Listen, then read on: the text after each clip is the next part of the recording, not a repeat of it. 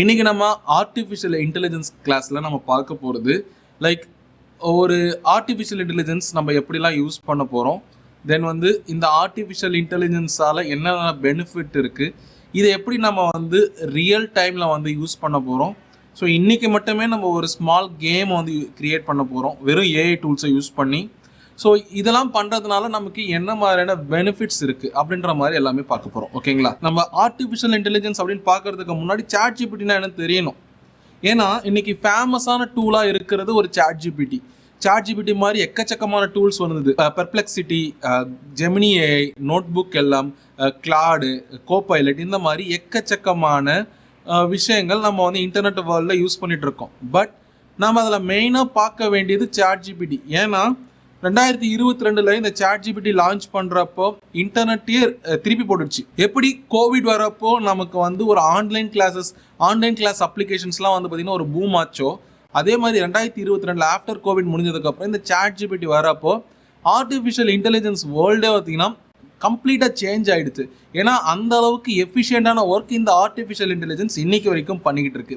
So இந்த artificial intelligence தான் நம்ம சாட் ஜிபிடியை படிக்கிறப்போ ஓப்பன் ஏஐ அப்படின்ற நிறுவனம் தான் இதை உருவாக்குனாங்க. இது ஏன் இவ்வளோ விஷயங்கள் சொல்லிக்கிட்டு இருக்கேன் அப்படின்னா, சாட் ஜிபிடி பற்றி தெரியல அப்படின்னா கண்டிப்பாக உங்களால் ஆர்டிஃபிஷியல் இன்டெலிஜென்ஸை பற்றி கற்றுக்க முடியாது.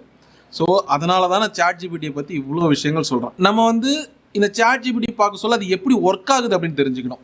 ஓகேவா? ஸோ நம்ம ஒரு இன்புட் கொடுக்குறோம், அந்த இன்புட் நிறைய ப்ராசஸுக்கு அப்புறம் அது அவுட்புட்டாக வெளியே வருது. ஸோ இது நேச்சுராக நடக்கிற ஒரு விஷயம். இதை நம்ம எப்படின்னு சொல்லிட்டு நம்ம ப்ராக்டிக்கலாக இப்போ பார்க்கலாம். இப்போ நான் சாட் ஜிபிடியை ஓப்பன் பண்ணுறேன். ஓகேவா? இப்போ சாட் ஜிபிடி என்கிட்ட இருக்குது. இப்போ இந்த சாட் ஜிபிடி இருக்குல்ல, நான் I need to create a leave letter இப்படின்னு நான் கொடுக்குறேன். ஓகேங்களா? ஸோ இந்த மாதிரி நான் கொடுத்தேன்னா ஒரு ப்ரொஃபஷ்னலாக அதுவே ஒரு டெம்ப்ளேட்டை கொடுக்குது. ஓகேங்களா? ஸோ இப்படி டெம்ப்ளேட்டை கொடுக்குது அப்படின்னாவே இப்போ என்ன நடந்துச்சு, பேசிக்காக இங்கே என்ன நடக்குது, எனி ஐடியா? ஒன்றும் இல்லை, நம்ம லீவ் லெட்டர் வேணும்னு கேட்டோம். அந்த லீவ் லெட்டர் அதோட டேட்டா பேஸ்லேருந்து எடுத்து எனக்கு I am writing the formal request number of days இதெல்லாம் கொடுங்க. சரி, இப்போ நான் கொடுக்குறேன். இப்போ நான் இதை இன்னும் ஃபைன் டியூன் பண்ணட்டுமா? நேம் கொடுத்துட்டேன், டேட் ஆஃப் லீவ் நான் 1/8/2025 அப்படின்ற மாதிரி கொடுக்குறேன். 1 day ஒன்லி. ரெசிபியன்ட் நேம் இதில் நிறைய நான் ஸ்பெல்லிங் மிஸ்டேக் பண்ணி கொடுக்குறேன், செக் பண்ணி பாருங்கள். இப்போ நம்ம என்னன்னு பார்த்துட்டு தென் அதுக்குள்ளே என்ன மாதிரியான விஷயங்கள் இருக்குது அப்படின்ற மாதிரி பார்க்கலாம். இப்போ ரெசிபியன்ட் நேம் பார்த்திங்கன்னா நான் விக்ரம் அப்படின்னு சொல்லிட்டு கொடுக்குறேன். ஓகேங்களா? நெக்ஸ்ட்டு வேறு என்ன கேட்டிருக்கு, எம்ப்ளாயி ஐடி கேட்டுது, கம்பெனி நேம் கேட்டுது. இது அப்படியே கொஞ்சம் கேர்ஃபுல்லாக வாட்ச் பண்ணுங்கள். இப்போ அது கேட்ட எல்லா டீட்டெயில்ஸும் நான் ஓரளவுக்கு கொடுத்துட்டேன். ஓகேவா? இப்போ நான் இதை கொடுக்குறேன். இப்போ லீவ் லெட்டர் எப்படி வருதுன்னு பாருங்கள். இங்கே பாருங்கள், என்னுடைய பேர், என்னோட டெசிக்னேஷனு, டேட்டு. இப்போ நான் இவரோட டெசிக்னேஷனை விட்டுட்டேன். அதை விட்டுட்டு ஒரு நாள் லீவ் வேணும். இங்கே பாருங்கள், கம்ப்ளீட்டாக எல்லாம் முடிச்சிச்சு. இப்போ இதில் இருக்கிற ஒரே பிரச்சனை பார்த்தீங்கன்னா விக்ரம் டெசிக்னேஷன். கரெக்டாக? இப்போ அதையுமே நான் மாற்றிட்டேன். விக்ரம் டெசிக்னேஷனை ஜென்ரல் மேனேஜர் அப்படின்ற மாதிரி மாற்றிட்டேன். இப்போ இது அனலைஸ் பண்ணிக்கிட்டு இருக்கு. மேபி என்னோட லிமிட் முடிஞ்சிருக்கிறதுனால அனலைஸ் லேட் ஆகுதுன்னு நினைக்கிறேன். பட் வெயிட் பண்ணுவோம். வந்துடுச்சு பாருங்க. இப்போ ஒரு டாக்குமெண்ட்டாக கொடுத்துருக்கு. இப்போ இந்த டாக்குமெண்ட்டை நான் ஓப்பன் பண்ணி பார்க்குறேன். இதில் பாருங்கள், ப்ராப்பராக வந்துடுச்சு பாருங்கள். இப்போ இப்படி தானே நம்ம டைப் பண்ணுவோம். எதுவுமே இப்போ நான் எதுவுமே எடிட் பண்ண தேவையில்லை, நேராக கொடுத்துடலாம். கரெக்டாக? ஸோ இங்கே என்ன நடந்துச்சு அப்படின்னா, நம்ம இன்புட் கொடுக்குறோம். இன்புட் கொடுத்ததுக்கப்புறம் அது ஒரு அவுட்புட் கொடுக்குது. அந்த அவுட்புட் வந்ததுக்கப்புறம் அதில் நம்ம நிறைய கரெக்ஷன்ஸ் பண்ணணும்னு சொல்லிட்டு ஒரு கான்டெஸ்ட்டை கொடுக்குறோம். அந்த கான்டெஸ்ட்டை அனலைஸ் பண்ணிவிட்டு அது ஒன்று கொடுக்குது. மறுபடியும் இதில் இந்த மாதிரியான தப்பு இருக்குது, இந்த மாதிரியான சேஞ்சஸ் வேணும்னு சொல்லிட்டு நம்ம மல்டிபிள் சேட்டில் நம்ம நமக்கு தேவையான இப்போ எனக்கு எக்ஸாக்டாக லீவ் லெட்டர் வந்துச்சு. இது நான் டேரெக்டாக அமிச்சு எனக்கு என்னோட மேனேஜர் லீவ் கொடுத்துருவாரு. ஏன்னா இது ப்ராப்பராக இருக்குது. ஸோ ஒரு லீவ் லெட்டருக்கே இந்த நிலைமை அப்படின்னா நம்ம என்ன மாதிரியான விஷயங்களை இதை வச்சு பண்ண முடியும் அப்படின்றது தான் இந்த ஆர்டிஃபிஷியல் இன்டெலிஜென்ஸ் கோர்ஸ் ஃபுல்லாகவே நம்ம பார்க்க போகிறோம். ஓகேவா? ஸோ இது பேசிக்காக எப்படி நடக்குது, நம்ம ஹியூமன் ஒரு ரீடபிள் ஃபார்மேட்டில் கொடுக்குற ஒரு விஷயத்தை அதை அனலைஸ் பண்ணி அது எடுத்து தான் பார்த்திங்கன்னா அது கொடுக்குது. ஸோ இதுக்கு லாட் ஆஃப் டேட்டா பின்னாடி கொடுத்துருப்பாங்க. சரிங்களா? லார்ஜ் லாங்குவேஜ் மாடல்னு சொல்லுவாங்க. அந்த லார்ஜ் லாங்குவேஜ் மாடலில் என்ன மாதிரி டேட்டா கொடுக்குது, டேட்டா செட்ஸ் ஆக்சுவலாக எப்படி இருக்குது அப்படின்றத நம்ம என்டையராக பார்ப்போம். சரியா? சரி, சாட் ஜிபிடி இதுதான் வந்து இப்போ இவ்வளோ நேரம் சொல்லிட்டு இருந்தது. Huge amount of text data, அதாவது ஒவ்வொரு விஷயத்துக்குமே ஒரு டேட்டா கொடுக்கணும். ப்ராபபிலிட்டி அப்படின்னு ஒன்று கேள்விப்பட்டிருப்பீங்க. இந்த ப்ராபபிலிட்டி என்னன்னா, ஒரு காயினை டாஸ் பண்ணுறோம் அப்படின்னா அந்த டாஸ் போட்டதுக்கு அப்புறம் ஒன்று ஹெட்ஸ் விழலாம் இல்லை டெய்ல் விழலாம். கரெக்டா? இது ரெண்டு தான் பாசிபிலிட்டி. இதே ரெண்டு காயின் போடுறோம் அப்படின்னா ஒரு ஹெட்டு ஒரு டெய்ல் விழலாம், இல்லை ரெண்டுமே ஹெட்டாக விழலாம், ரெண்டுமே டெய்லாக விழலாம், அப்படி இல்லைன்னா ஒரு டெய்ல் ஒரு ஹெட்டு விழலாம். கரெக்டா? ஸோ ரெண்டு காயினாக போக சொல்ல பாசிபிலிட்டி அதிகமாகிடுச்சு. ஸோ இங்கே வந்து கோடிக்கணக்கான டேட்டா வந்து உள்ளே இருக்கும். அந்த மொத்த டேட்டாவை ப்ராசஸ் பண்ண சொல்ல எதுக்கான ப்ராபபிலிட்டி அதிகமாக இருக்கோ அதை எடுத்துகிட்டு வந்து நமக்கு ஆன்சராக கொடுக்கும். இப்போ வந்து நம்ம 100 காயினை தூக்கி போடுறோம் அப்படின்னா அந்த 100 காயினை நமக்கு தேவையானது 2 காயின் தான். அந்த 2 காயினை மட்டும் சாட் ஜிபிடி ஓரளவுக்கு இந்த 2 காயினை தான் இருக்குன்னு சொல்லிட்டு பொறுக்கி எடுத்துகிட்டு வந்து கொடுக்கும். அதை எடுத்துகிட்டு வந்து கொடுக்குறப்போ இல்லை இந்த ரெண்டு காயின் இல்லை, எனக்கு வேற 2 காயின்னு சொல்லிட்டு அதுக்கான இன்புட் சேர்த்து கொடுக்குறப்போ கரெக்டாக அந்த 2 காயினை இப்போ எடுத்துகிட்டு வரும். அதுவும் இல்லை நம்ம மறுபடியும் கான்டெஸ்ட் கொடுக்குறப்போ வேற 2 காயின் எடுத்துகிட்டு வரும். ஸோ இப்படி மாற்றி கேட்டு கண்டிப்பாக நமக்கு தேவையான காயினை நம்ம எடுத்துக்க முடியும். பேசிக்காக நமக்கு தேவையான டேட்டாவை நமக்கு தேவையான ஃபார்மேட்டில் எடுக்கிறதுக்கு இந்த சாட் ஜிபிடி ஒர்க் ஆகுது. ஓகேவா? முக்கியமாக இந்த 2 வார்த்தை, கான்டெஸ்ட்டு, ப்ராம்ப்ட் கிளியரிட்டி. சரியா? இது 2 தான் முக்கியம். இந்த ப்ராம்ப்ட் கிளாரிட்டி அப்படின்னா என்னென்னா, இப்போ எனக்கு லீவ் லெட்டர் கொடுன்னு கேட்டேன், லீவ் லெட்டர் கொடுத்ததுக்கப்புறம் அதில் விடுபட்ட எல்லா டேட்டாவையும் நான் ஃபில் பண்ணேன். ஸோ இதுக்கு பேர் தான் ப்ராம்ப்ட் கிளாரிட்டி அப்படின்றது. என்ன வேணுமோ அதை கொடுக்குறது. கான்டெஸ்ட் அப்படின்றது நீ எதுக்காக இதை பண்ணுற. ஃபார் எக்ஸாம்பிள் இப்போ வந்து நீங்கள் இப்போ நான் டீச்சராக இருக்கேன், ஒரு டீச்சர் சாட் ஜிபிடியை பற்றி கிளாஸ் எடுத்தால் எப்படி கொடுக்கும் கேட்டு பார்த்தலாமா? Write a brief essay about Chat GPT. சரியா? இப்போ நான் சாட் ஜிபிடி பற்றி ஒரு பிரீஃப் எஸ்ஸே கொடுங்க அப்படின்னு சொல்லிட்டு நான் ஸ்பெல்லிங் மிஸ்டேக் தப்பு வேணும்னே பண்ணுறது. ஓகேவா? ஏன்னா அதையுமே அண்டர்ஸ்டாண்ட் பண்ணிக்கும் அப்படின்றதுக்காக சொன்னது.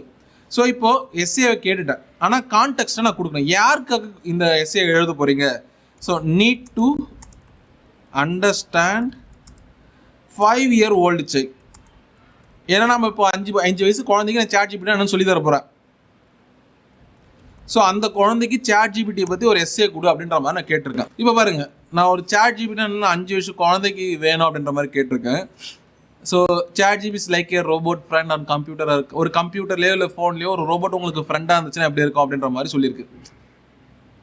ஸோ அதுக்கிட்ட நீங்கள் என்ன கேட்டாலும் கிடைக்கும் அப்படின்ற மாதிரி சொல்லி முடிச்சிடுச்சு. ஸோ இப்போ இது அப்படியே வரேன், ஃபார் டெக் எக்ஸ்பர்ட் அப்படின்னு கேட்குறேன். இங்கே பாருங்கள், டெக் எக்ஸ்பர்ட் கேட்டதுக்கு இந்த ஜிபிடி ஆர்கிடெக்சர், அதுக்கப்புறம் natural language understanding, large language model, RLHF எப்படின்னா என்ன, ஸோ அதுக்கப்புறம் வந்து பார்த்திங்கன்னா ஒயிட் ஸ்பெக்ட்ரமில் எப்படி ஒர்க் ஆகுது, so coding assistance, content generation, இந்த மாதிரி எக்கச்சக்கமான விஷயங்களை பண்ணும்பொழுது ஸோ சாட் ஜிபிடி ஆக்சுவலாக எப்படி ஒர்க் ஆகுது அப்படின்ற மாதிரி கொடுத்துருக்கு. ஸோ இதை நம்ம ஒரு பர்சனல் அசிஸ்டண்ட்டாக யூஸ் பண்ண முடியும். ஸோ பேசிக்காக சாட் ஜிபிடினா என்ன, அது எப்படி ஒர்க் ஆகுது அப்படின்றத தெரிஞ்சுக்கிட்டீங்களா? ஒரு ஓவர்வியூ. நம்ம உள்ள இன்னும் டீப்பராக போகவே இல்லை, ஒரு சின்ன ஓவர்வியூ உங்களுக்கு புரிஞ்சுதா? நெக்ஸ்ட்டு, சாட் ஜிபிடியோட ஹிஸ்ட்ரி. எதுக்காக நான் ஆர்டிஃபிஷியல் இன்டெலிஜென்ஸ் படிக்க வந்துட்டு சாட் ஜிபிடி மட்டுமே படிக்கிறீங்க அப்படின்னு கேட்கலாம் நீங்கள். ஓகேவா? Chat GPT is the number 1 tool currently in the market. நிறைய பேரால் நிறைய ரெவன்யூ ஜென்ரேட் பண்ணுறது, அதுக்கப்புறம் எஃபிஷியண்ட்டாக இருக்கிறது. ஸோ ஆனால் சாட் ஜிபிடியும் ஒரு சில லிமிடேஷன்ஸ் இருக்குது. அதால் என்ன பண்ண முடியும்? இப்போ உங்களுக்கு ஒரு திறமை இருக்கும், எனக்கு ஒரு திறமை இருக்கும். ஃபார் எக்ஸாம்பிள் இப்போ எனக்கு வந்து நல்லா பேச முடியும், அது வந்து என்னுடைய டேலண்ட் அப்படின்றத நான் பார்க்குறேன். நல்லா ஸ்டோரி எழுதுவேன், அது என்னோட டேலண்ட். ஸ்கிரிப்ட் நல்லா எழுதுவேன், அது என்னோட டேலண்ட். அந்த மாதிரி இதே டேலண்ட் தான் உங்களுக்கு இருக்குன்னு அவசியம் கிடையாது இல்லை. மேபி நீங்கள் நல்லா பாட்டு பாடலாம், நல்லா பெயிண்டிங் பண்ணலாம், இல்லை வந்து நல்லா கவிதை சொல்லலாம். ஸோ இது வந்து உங்களுடைய டேலண்ட்டாக இருக்கலாம். ஸோ பேசிக்காக ஒவ்வொரு ஆர்டிஃபிஷியல் இன்டெலிஜென்ஸுக்குமே ஒரு டேலண்ட் இருக்குது. அதனால தான் நம்ம சாட் ஜிபிடி ஏன் மேஜராக பார்க்குறோன்னா, இது எல்லா டேலண்ட்டும் ஓரளவுக்கு கம்பைண்டாக இருக்கிற ஒரு டூல் தான் சாட் ஜிபிடி. இப்போ நீங்கள் ஃபார் எக்ஸாம்பிள் வந்து கேன்வா கிட்ட போயிட்டு நீங்கள் வந்து ஒரு மிகப்பெரிய எனக்கு எஸ்ஏ ஜென்ரேட் பண்ணி கொடுன்னு கேட்டால் கொடுக்காது. ஆனால் ஒரு இமேஜை ஜென்ரேட் பண்ணுறதுக்கான, அதாவது இமேஜை க்ரியேட் பண்ணுறதுக்கான ஜென்ரேட்டிவ் டூல்ஸ் எல்லாமே அதில் இருக்குது. ஓகேவா? இப்போ கிராக் ஏஐ கிட்ட கேட்டிங்கன்னா சிமிலர் டு சாட் ஜிபிடி, ஆனால் சாட் ஜிபிடி அளவுக்கு பர்ஃபார்மன்ஸ் கிடையாது. Veed.io அப்படின்னு சொல்லிட்டு ஒரு ஏஐ டூல் இருக்குது. இது என்ன பண்ணோன்னா வீடியோவை க்ரியேட் பண்ணி கொடுக்கும். இது எல்லாமே நம்ம படிப்போம், சரிங்களா? வீடியோவை எப்படி க்ரியேட் பண்ணுறது, ஒரு வாய்ஸ் எப்படி க்ரியேட் பண்ணுறது, ஒரு தமிழ் சாங் அழகாக க்ரியேட் பண்ண முடியும் with the use of chat GPT. அது வந்து எல்லா ஏஐக்கும் எல்லா திறமையும் இருந்துடாது. இப்போ ஒருத்தர் நல்லா பாட்டு பாடுவாங்க, ஒருத்தர் நல்லா டிராயிங் வரைவாங்க, ஒருத்தர் நல்லா வந்து பார்த்தீங்கன்னா டான்ஸ் ஆடுவாங்க. ஸோ இதுதான் வந்து பார்த்தீங்கன்னா பேசிக்காக இருக்கக்கூடிய capabilities for every human beings, right? So same way நம்ம ChatGPTக்கு இந்த லிமிடேஷன்ஸ் இருக்குது. ஸோ அதனால் வந்து எல்லாத்தையும் இதில் பண்ண முடியுமான்னு கேட்டிங்கன்னா பண்ண முடியாது. ஸோ 2018 GPT-1 அப்படின்ற இந்த மாடலை கிரியேட் பண்ணுறாங்க. ஸோ பேசிக்காக இதில் வந்து ரொம்ப கம்மியான அளவு தான். ஸோ 2019, 20 இதெல்லாம் பார்த்தீங்கன்னா நமக்கு வந்தது கூட தெரியாது. ஆனால் 2022 ChatGPT பேஸ்ட் ஆன் GPT 3.5 அப்படின்ற இந்த வேர்ஷனை பேஸ் பண்ணி வந்த இந்த ChatGPTயில் தான் உலகம் ஃபுல்லாக ஒரே நாளில் வந்து பார்த்தீங்கன்னா 1 கோடி பேருக்கு மேலே டவுன்லோட் பண்ணாங்க. ஒரு வாரத்தில் 1 பில்லியன் யூசர்ஸ் வந்து பார்த்தீங்கன்னா வந்தாங்க. இது வந்து ரெக்கார்ட் செட் இந்த கூகுள் பிளே ஸ்டோர், இந்த ஆப்பிள் ஆப் ஸ்டோர் எல்லாத்துலேயும் அப்ளிகேஷன் டவுன்லோட் பண்ணதில்ல. தென் 2023 GPT-4, அதாவது இப்போ இந்த வேர்ஷன்ஸ் எல்லாமே நம்ம வயசு வளர வளர நம்மளுடைய கேப்பபிலிட்டிஸ் வந்து அதிகமாகிட்டே வரும் இல்லையா? நம்ம வந்து 5ஆம் கிளாஸில் படித்த கேப்பபிலிட்டிஸ் இப்போ இருக்கான்னு பார்த்தீங்கன்னா எஸ், அதை விட பல மடங்கு அதிகமாக இருக்கும். ஏன்னா நம்ம வளர்ந்துருக்கு, எக்ஸ்பீரியன்ஸ் இருக்குது, நிறைய படிச்சிருக்கோம், நிறைய அனுபவிச்சிருக்கோம். ஸோ இந்த மாதிரி நிறைய எக்ஸ்பீரியன்ஸ் இருக்கிறதுனால அந்த எக்ஸ்பீரியன்ஸை பேஸ் பண்ணி இன்றைக்கி வந்து நான் ஒரு ChatGPT பற்றி ஒரு கோர்ஸ் உங்களுக்கு எடுத்துகிட்டு இருக்கேன், ரைட்? ஸோ இது வந்து எக்ஸ்பீரியன்ஸ் தான் கிடையாது. அதே மாதிரி தான் ChatGPTயும் பார்த்தீங்கன்னா நான் டே பை டே வந்து பார்த்தீங்கன்னா நிறைய விஷயங்களை இன்புட் வாங்கிட்டே இருக்கும். அந்த இன்புட்டுக்கு எப்படி ரியாக்ட் பண்ணுறதுன்னு ஒன்று கற்றுக்கிட்டே வரும். ஒன்ஸ் அது கற்றுக்கினதுக்கப்புறம் அது ஆக்சுவலாக என்ன நடக்கும் அப்படின்னா ரொம்ப சூப்பராகவே நமக்கான ஆன்சர்ஸ் கொடுக்கும். ஸோ 2024, 2025 GPT 4.0 வாய்ஸ் வெர்ஷன் நம்மளால் அதுங்கிட்ட பேச முடியும். ஒரு இமேஜ் ஜென்ரேட் பண்ணி தர பண்ணி தரேன், ஆனால் வீடியோ பண்ணி தராது, ஓகேவா? GPT-5o அப்படின்னு சொல்லிட்டு நெக்ஸ்ட் மாடல் லான்ச் ஆக எக்ஸ்பெக்டிங் திஸ் செப்டம்பர். ஒருவேளை அது லான்ச் ஆகுது அப்படின்னா அந்த இடத்துல ஐ எம் டன் ஷியோர் அதால் வீடியோவும் கிரியேட் பண்ண முடியும்.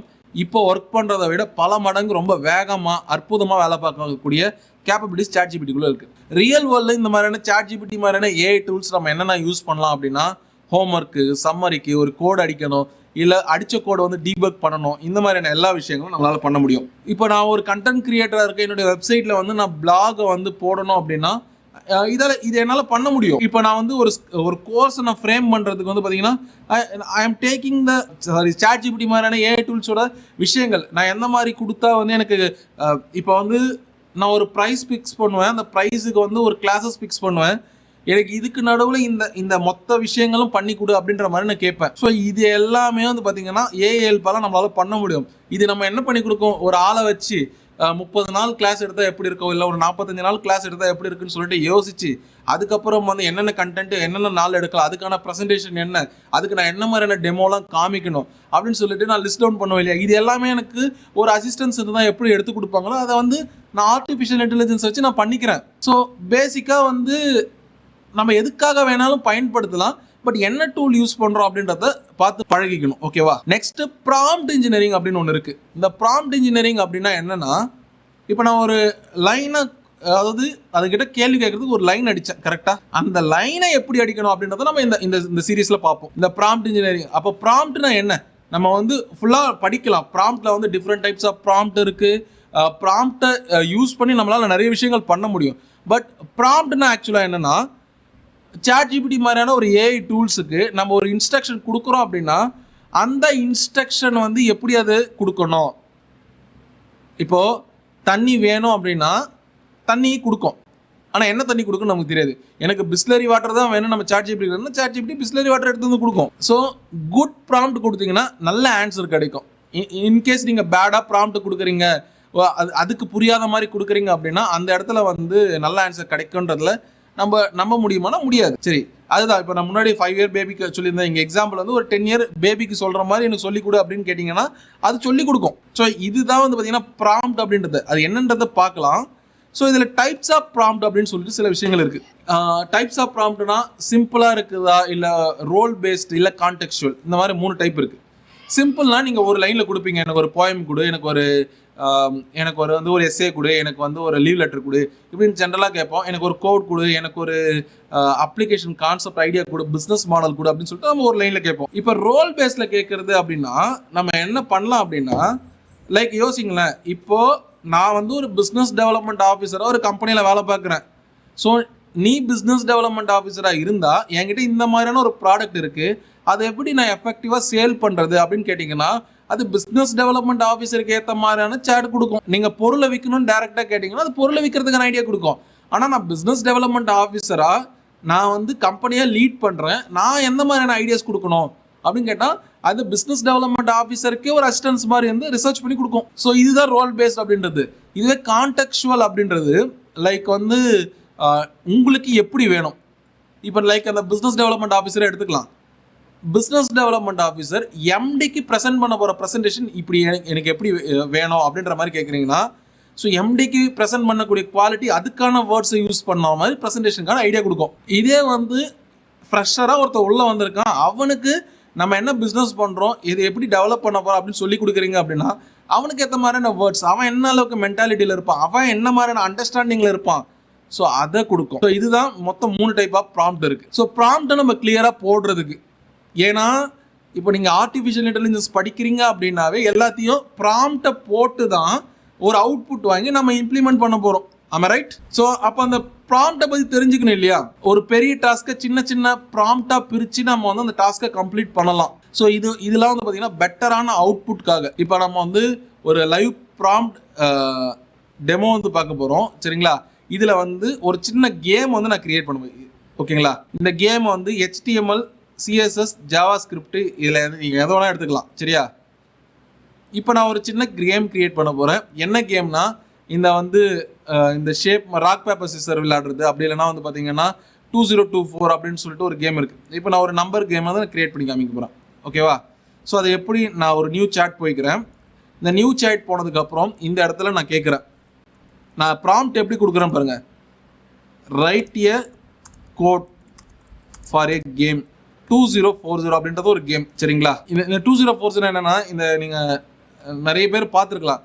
அதாவது கார்னரில் தரனா 2 வரும், மறுபடியும் இன்னொரு கார்னரில் தரனா 4 வரும், 2 + 2 இருக்கிற நம்பர் ஆட் ஆகிற மாதிரி. இப்போ நான் கேம் விளையாட சொல்ல உங்களுக்கு புரியும், சரியா? Generate the code HTML, CSS and JavaScript individually, ஓகேவா? நான் 2 லைன் தான் கொடுத்துருக்கேன், ஆனால் நான் கிளியராக கொடுத்துட்டேன். எனக்கு வந்து 2040 கேம் வேணும், HTML, CSS, JavaScript எனக்கு இண்டிவிஜுவலாக வேணும் அப்படின்ற மாதிரி கேட்டு நான் ஓகே கொடுத்துட்டேன். ஆனால் இது மொத்தமாக கொடுக்குது. இப்போ எனக்கு வந்து பார்த்தீங்கன்னா HTML இருக்குது, CSSம் இருக்குது. இங்கே பாருங்கள், இது CSS கூடவே வந்து பார்த்தீங்கன்னா JavaScript உள்ளே ஆட் பண்ணி தான் எனக்கு கொடுக்குது. ஆனால் எனக்கு அப்படி போட்டால் என்னால் வந்து பார்த்தீங்கன்னா டெஸ்டிங் போர்ட்டலை வந்து யூஸ் பண்ண முடியாது. லைக் டெஸ்டிங் போர்ட்டல் அப்படின்றது வந்து பார்த்தீங்கன்னா கோட் பென் அப்படின்னு சொல்லிட்டு ஒரு டெஸ்டிங் டூல் இருக்குது. நம்ம ரைட் பண்ணுற கோடு வந்து டேரெக்டாக வந்து பார்த்தீங்கன்னா நம்மளால் இது பண்ண முடியும். இங்கே பாருங்கள், HTML, CSS, JavaScript தனித்தனி கோட் கொடுத்தா நம்ம கீழே அவுட்புட் பார்த்துக்கலாம். இப்போ நான் திருப்பி கேட்குறேன், இது மொத்தமாக கொடுத்துருச்சு, எனக்கு generate the code separately for the code pen test portal. Code pen test போர்ட்டலில் எனக்கு செப்பரேட்டாக இருக்கிற மாதிரி வந்து பார்த்தீங்கன்னா கொடு அப்படின்ற மாதிரி நான் கேட்டிருக்கேன். ஓகே, ஃபஸ்ட்டு HTML கொடுத்துச்சு. இதை நான் அப்படியே காப்பி பண்ண, நான் எதுவுமே பண்ண, ஜஸ்ட் நான் எதுவுமே பண்ணலை. இதுதான் இது நான் அதில் என்ன இருக்குன்னு கூட நான் பார்க்கல, சரியா? இப்போ நான் போட்ட உடனே எனக்கு ஏதோ ஒன்று 2040 கேம் ஸ்கோரு ரீஸ்டார்ட் அப்படின்ற மாதிரி நிறைய வந்திருக்கு, ஓகேவா? இப்போது நெக்ஸ்ட் கோடு எடுக்கிறேன், CSS கோடு. ஜஸ்ட் இதை நான் காப்பி பண்ணிக்கிறேன், இதை நான் பேஸ்ட் பண்ணிக்கிறேன், ஓகேவா? இப்போ பார்த்தீங்கன்னா இங்கே போட்டதுக்கு இங்கே போட்டதுக்கு இங்கே மாறி இருக்கா? இப்போ நெக்ஸ்ட்டு வந்து பார்த்தீங்கன்னா JavaScriptல கோட் பெனில் போடுற மாதிரி நான் போட்டேன். இப்போ இது ஒர்க் ஆகலை, சம்திங் எரர் அப்படியே நிற்குது, சரியா? இப்போ எனக்கு ஒர்க் ஆகலை இது, சரியா? இப்போ நான் திருப்பி மாற்றி கேட்க போகிறேன். நம்ம மனுஷங்கிட்ட கேட்போம்ல, இது வந்து எனக்கு எரர் கொடுக்குது, கரெக்ட் கோடு கொடு, அந்த மாதிரி கேட்டிருக்கேன். இப்போ அது மாற்றி கொடுத்துருக்கு, சரியா? அண்ட் ஸ்டில் வந்து ஜாவா கோடு வந்து போயிட்டுருக்கு. கோட் பெனில் இது வந்து ஒர்க் ஆகும் அப்படின்ற மாதிரி கொடுத்துருக்கு. சரி, நான் ஜாவா கோடை மறுபடியும் காப்பி பண்ணிக்கிறேன். ஒர்க் ஆகுது பாருங்கள். இப்போது இந்த கேம் பார்த்துருக்கீங்களா? இப்போ இந்த 4 4 8 ஆகிடும். இப்போ இங்கே பாருங்கள், நிறைய 2 இருக்குது, இந்த 2 4 ஆகிடும். ஒரே நம்பராக இருந்துச்சுன்னா அது டபுள் ஆகிட்டே போகும். இப்போ அது 4 4 8 ஆகிடும், 4 ஆகிடும், 4 8 8 16 32 ஆகிடுச்சா? ஸோ இது ஒரு சிம்பிளான கேம் தான். But with the help of the ChatGPT நான் அந்த கோடை வந்து மாற்றி மாற்றி கொடுத்து எடுத்தேன். இது உள்ளே என்ன இருக்குன்னு ஒரு லைன் எனக்கு தெரியாது. படித்து பார்த்தா எனக்கு ஓரளவு கோடிங் நாலேஜ் இருக்குன்றதுனால நான் புரிஞ்சுப்பேன். பட் வந்து லைக் இதில் நான் என்ன இருக்குன்னு நான் ஒரு லைன் கூட படித்து பார்க்கல. இன்புட் கொடுத்தேன், ஒரு ஒரு அவுட்புட் கொடுத்துச்சு, அந்த அவுட்புட்டை யூஸ் பண்ணி நான் ஒரு இடத்துல இன்புட்டாக கொடுக்குறேன். ஸோ அந்த இடத்துல காமிக்கிற அவுட்புட்டை வச்சு நான் இங்கே திரும்பி மாற்றி கொஸ்டின் கேட்குறேன். மாற்றின உடனே எனக்கு வந்து ஒர்க் ஆகுது. ஸோ இப்படி தான் வந்து பார்த்தீங்கன்னா நம்ம கேம் மாதிரியான விஷயங்கள்லாம் நம்ம கேட்டு வாங்குறது. அப்படி கிடையாது. இப்போ வந்து முன்னாடி சொன்ன ப்ராபபிலிட்டி பேஸில் ஒர்க் ஆகுது அப்படின்னு சொல்லியிருந்தேன் இல்லையா? Create a rock paper scissors game in the Python that let user play against the computer அப்படின்றது மாதிரி கேட்குது.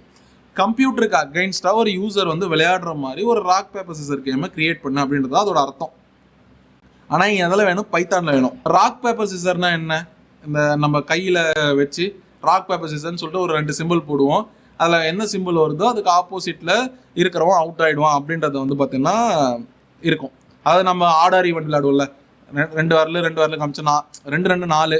ஸோ அந்த மாதிரி காமிக்கிறப்போ ஆட் நம்பர் வருதா ஈவன் நம்பர் வருதா நம்ம செக் பண்ணுவோம். கரெக்டாக ஆடு வந்தால் யார் ஆட் கேட்டானோ அவன் வின்னு, ஈவன் கேட்டவன் லாஸ்ட், அந்த மாதிரி.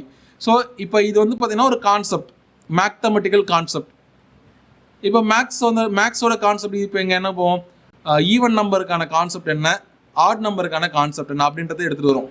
ஸோ இப்போ இதோட மொத்த டோட்டல் தெரிஞ்சால் தானே வந்து நம்மளால் அது ஆடா ஈவனான்னு சொல்ல முடியும். அப்போ அடிஷன் ஃபங்க்ஷனே எடுத்துகிட்டு வரும். ஓகேவா? இப்படி தான் நம்ம கேட்குறதுல என்ன கொஸ்டின் இருக்கோ அதுக்கு என்னெல்லாம் தேவையோ அதோட பேக் ட்ராப்பில் போயிட்டு ஒவ்வொன்றா எடுத்துகிட்டு வந்து அது எல்லாத்தையும் சேர்க்கக்கூடிய கேப்பபிலிட்டி தான் இன்னைக்கு இருக்கிற ஆர்டிஃபிஷியல் இன்டெலிஜென்ஸ் கிட்ட இருக்குது. ஆல்ரெடி டேட்டா சென்டரில் A for apple, B for பால்னு இருக்கும். ஏன்னு அடிச்சிங்கன்னா ஆப்பிள், அமெரிக்கா, ஆஃப்ரிக்கா, ஆப்கானிஸ்தான் அப்படின்னு சொல்லிட்டு நிறைய பேர் வரும். சரியா?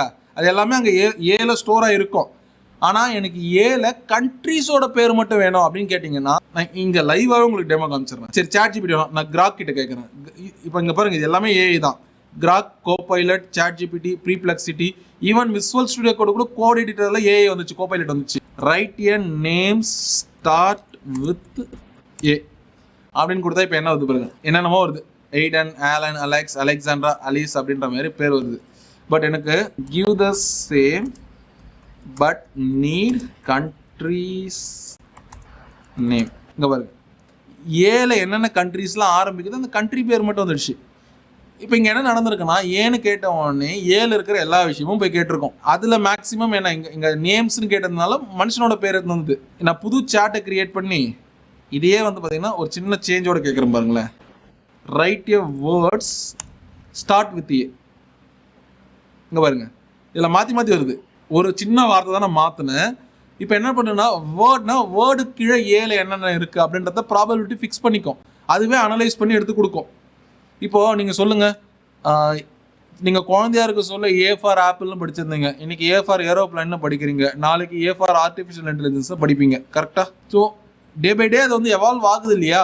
ஒரு இப்போது எப்படி கொஸ்டின் கேட்குறோமோ அதுக்கேற்ற மாதிரி ஆன்சர். இப்போ கோவமாக வந்து சொல்லுங்கள் என்ன பண்ணுறீங்க, ஏ ஃபார் ஆப்பிளா ஆரஞ்சா அப்படின்னு கேட்போம். அப்போ கேட்டால் அந்த இடத்துல ஏ ஃபார் ஆப்பிள் தான் அப்படின்னு நம்ம சொல்லுவோம். கரெக்டாக? கோவமாக கேட்டால். இது ஜாலியாக கேட்டால் ஏ ஃபார் ஆண்ட் அப்படின்னு நம்ம சொல்லிட்டு போவோம். ஸோ நம்மளோட மூடை பொறுத்து மாறும் இல்லையா? அதே மாதிரி நம்ம கேட்குற டோனை பொறுத்து இங்கே ஆன்சர்ஸ் மாறும். ஸோ இங்கே வந்து ஒரு மேஜரான கம்பேரிசன் டேபிள் என்னென்னலாம் பண்ணும் அப்படின்றது. இப்போ சாட்ஜிபிடி எடுத்துக்கிட்டிங்கன்னா டெக்ஸ்ட்டு இல்லை கோட் பண்ணணும், இல்லை ஏதாவது ஒரு ஐடியாவை கிரியேட் பண்ணணும் அப்படின்னா ChatGPT is the best tool. ஓகேங்களா? கோபைலட் கிட்ட போனால் கோடு தான். அந்த இடத்துல கோடு அப்படின்னு வந்துச்சுன்னா கோபைலட் தான், அதை விட்டால் வேறு டூல் கிடையாது. ஓகேங்களா? கிராக்கே இப்போ நம்ம பார்த்ததுல எக்ஸ்ஏயோட இன்டெகிரேட் ஆனது. சரிங்களா? இது வந்து மற்ற அப்ளிகேஷன்ஸ் இருக்குது இல்லையா, அந்த அப்ளிகேஷனில் இன்டெகிரேட் பண்ணி நம்ம வந்து கொஸ்டின்ஸை கேட்டு அதை ஆன்சரை ஜென்ரேட் பண்ணி எடுக்கிறதுக்கான ஒரு இடம். ஓகேங்களா? ஜெமினி வந்து கூகுள்து. இப்போ நம்ம சேட் பண்ணணும், நம்ம பேசணும், வாயை திறந்து பேசணும், அதுக்கு பேசுறதுக்கு ரிப்ளை கொடுக்கும் இல்லையா?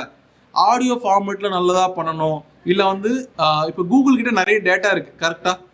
எனாமஸ் அமௌண்ட் ஆஃப் டேட்டாவை அனலைஸ் பண்ணி ஒரு ஆன்சர் வேணும் அப்படின்னா ஜெமினி கிட்ட போகலாம். பெர்ப்ளெக்சிட்டி இருக்கிறதுல ஸ்மார்ட்டான ஒரு ஏஐ பவர்டு இன்ஜின் தான் இதுதான். இங்கே இருக்கு பாருங்க, இதுதான் பெர்ப்ளெக்சிட்டி. இது ஏன் நான் இதை மட்டும் தனியாக காமிக்கிறேன் அப்படின்னா, நான் பவர்ஷல் கிளாஸ் ஸ்கிரிப்ட்னு அதுக்கிட்ட தான் கேட்டேன். இது என்ன பண்ணும் அப்படின்னா, ரியல் டைமில் போயிட்டு வெப் ப்ரௌசரை சர்ச் பண்ணும். கூகுளில் தேடும், யாகுலில் தேடும், பிங்கில் தேடும். ஒரு மேஜரான வெப்சைட்ஸ் இருக்குது இல்லையா, அதெல்லாம் ஃப்ராக்ஷன் ஆஃப் செகண்டில் பார்த்தீங்கன்னா ஒரு 2000-3000 வெப்சைட் அனலைஸ் பண்ணிடும். ஃப்ராக்ஷன் ஆஃப் செகண்டில் அனலைஸ் பண்ணி அதில் ஒரு கம்பேரிட்டிவ் ஆன்சர்ஸை வந்து ஜெனரேட் பண்ணி கொடுக்கும். இப்போது நீங்கள் வந்து ஒரு கிளாஸ் ஃபுல்லாக பார்க்குறீங்க, அதில் ஒரு நோட்ஸ் எடுப்பீங்க. அந்த நோட்ஸ் எடுத்து உங்களுக்கு புரிகிற மாதிரி நீங்கள் வச்சுப்பீங்க இல்லையா? எக்ஸாக்டாக சேம் திங் தான். இப்போ கூகுளில் போயிட்டு மொத்த விஷயத்தையும் படிக்கும். இப்போ நான் வந்து ஃபார் எக்ஸாம்பிள் ஆர்டிஃபிஷியல் இன்டெலிஜென்ஸ் என்னன்னு கேட்கறேன்னா, அதுவே ஆர்டிஃபிஷியல் இன்டெலிஜென்ஸ் தான் என்னன்னு தேடி கூகுளில் என்ன போட்டிருக்கான், யாகுல என்ன போட்டிருக்கான், பிங்கில் என்ன போட்டிருக்கான், மைக்ரோசாஃப்ட் எட்ஜில் என்ன போட்டிருக்கான் அப்படின்னு சொல்லிட்டு எல்லா ப்ரௌசரையும் தேடினதுக்கு அப்புறம் அதுல வந்து நிறைய வெப்சைட்ஸ்குள்ள போகும் இல்லையா, அங்க தேடி அதுல இருந்து ஒரு கன்சாலிடேட்டான ஆன்சர் எடுத்துறது கொடுக்கறது தான் பெர்ப்ளெக்சிட்டி. எனக்கு ரீசெண்ட் டேஸ்ல பிடிச்ச ஒரு வெப்சைட் ஒரு ஏஐ டூல் தான் இந்த பெர்ப்ளெக்சிட்டி. சரி, ஃபியூச்சர் ஆஃப் சாட் ஜிபிடி எப்படி இருக்கும் அப்படின்னா, ஃபியூச்சர்ல சாட் ஜிபிடியோ ஆர்டிஃபிஷியல் இன்டெலிஜென்ஸோ கிடையாது. இன்னைக்கு இந்த சாட் ஜிபிடி மாதிரியான நிறைய ஆர்டிஃபிஷியல் இன்டெலிஜென்ஸ் டூல் நம்ம என்விரான்மெண்ட்குள்ள வர ஆரம்பிச்சிச்சு. ஸோ தட் நீங்க ஆர்டிஃபிஷியல் இன்டெலிஜென்ஸ் அடாப்ட் பண்ணிக்கலாம்.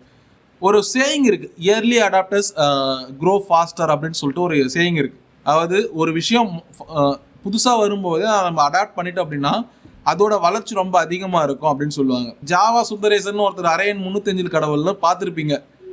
ஸோ அவர் வந்து ஜாவா வந்த காலகட்டத்திலே போனதுனால அவர் இன்னைக்கு சொயின்னு எங்கேயோ இருக்காரு.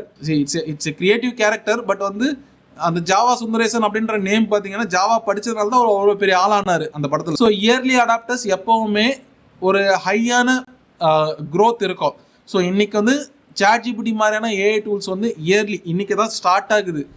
ஆனால் ஸ்டார்ட் ஆகுது ஆனால் இப்போதான் ஸ்டார்ட் ஆயிடுச்சு. நான் சொல்ல வர பாயிண்ட் புரியுதுங்களா? ஸ்டார்ட் ஆகுது ஆனால் ஸ்டார்ட் ஆயிடுச்சு. ஸ்லோவாக வந்து பார்த்தீங்கன்னா மூவ் ஆயிட்டு இருக்கு. இன்னும் 2 வருஷத்துல வந்து பார்த்தீங்கன்னா எல்லா இடத்துலையும் ஆர்டிஃபிஷியல் இன்டெலிஜென்ஸ் டூல் ஏதாவது ஒரு டூல் இருக்கும்.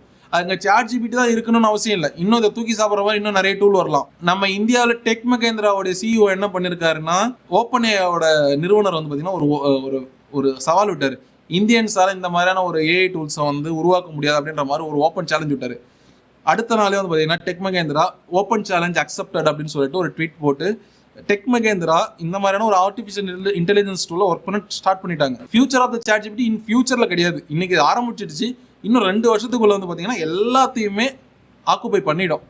ஸோ சீக்கிரமாக அடாப்ட் பண்ணுங்க, இல்லைன்னா அதை நீங்கள் படிச்சு தான் ஆகணும், வேற வழியே கிடையாது. நீங்கள் டெக்னிக்கல் வேர்ல்டுக்குள்ளே நீங்கள் வேலை பார்க்குறீங்க அப்படின்னா கண்டிப்பாக ஆர்டிஃபிஷியல் இன்டெலிஜென்ஸ் தெரியாமல் உங்களால் வேலை பார்க்க முடியாது. ஸோ அப்படி வேலை பார்த்தீங்க அப்படின்னா 2 வருஷத்தில் என்ன வேணாலும் மாறலாம். அதாவது நிறைய பேர் சொல்கிறாங்க ஏஐ வந்ததுனால நிறைய பேரோட வேலைகள் போயிடும் அப்படின்னு சொல்கிறாங்க இல்லையா. ஆக்சுவலாக இன்னும் நிறைய வேலைகள் கிரியேட் ஆகும். அப்படி கிரியேட் ஆகிற சமயத்தில் அந்த ஸ்கில் எல்லாம் உங்களுக்கு இருந்துச்சுன்னா நீங்கள் இப்போ இருக்கிற வேலையிலேருந்து அந்த இடத்துக்கு ஜம்ப் அடிச்சுட்டு நீங்கள் வேலை வாங்கிட்டு போயிடலாம்.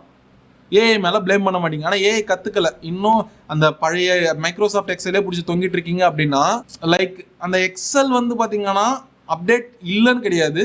பட் வந்து எக்ஸல் வந்து பழைய டெக்னாலஜி. இன்னைக்கு வந்து ஒரு கிளிக் கொடுத்தா நமக்கு ஒரு டேபிள் வந்துட போகுது, கரெக்டாக? ஸோ அப்போ வந்து நம்ம பழைய டெக்னாலஜியில் தொங்கிட்டு இருந்தோம் அப்படின்னா புதுசாக ஒரு டெக்னாலஜி வந்து அதை அடாப்ட் பண்ணிட்டு வர பசங்களுக்கான salary growth and work opportunity ரொம்ப அதிகமாக இருக்கும்.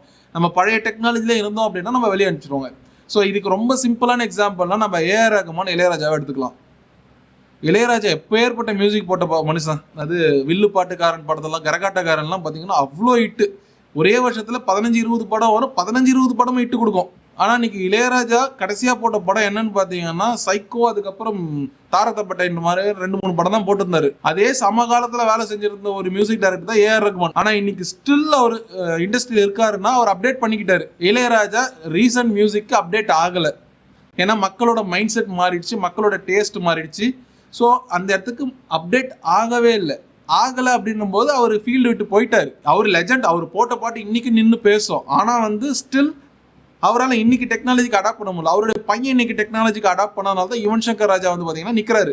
இதில் நீங்கள் ஃபைனலாக கற்றுக்கினது இன்னைக்கு என்னென்ன ஒரு ஓவர்வியூ கற்றுக்கிட்டீங்க அப்படின்னா, ப்ராம்ப்டிங்னா என்னென்ன ஒரு பேசிக் ஓவர்வியூ கற்றுக்கிட்டீங்க, எப்படி கொடுக்கணும்னு ஒரு சின்ன ஐடியாஸ் பார்த்தோம்.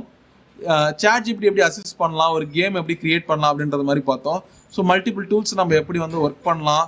ஸோ டெய்லி நீங்கள் ப்ராக்டிஸ் பண்ணுறீங்க அப்படின்னா கண்டிப்பாக சாட் ஜிபிடி மாதிரியான ஆர்டிஃபிஷியல் இன்டெலிஜென்ஸ் டூலை ரொம்ப ஈஸியாக உங்களால் கற்றுக்க முடியும்.